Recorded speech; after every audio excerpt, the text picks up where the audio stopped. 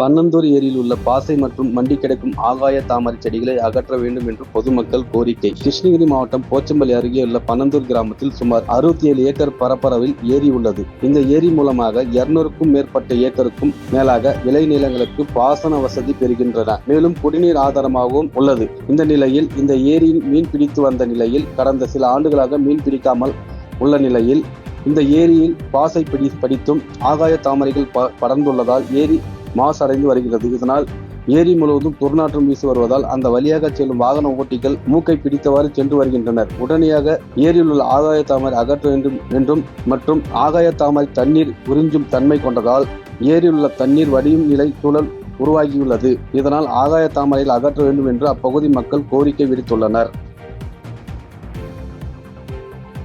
செய்திகளை உடனுக்குடன் தெரிந்து கொள்ள கீழ்கண்ட கேபிள் மற்றும் டிடிஎச் நெட்வொர்க்குகளில் எம்நாடு செய்தி தொலைக்காட்சியை காணுங்கள். பாதகம் செய்பவரை கண்டால் நாம் பயம் கொள்ளலாகாது பாப்பா. மோதி மிதித்துவிடு பாப்பா, அவர் முகத்தில் உமிழ்ந்துவிடு பாப்பா.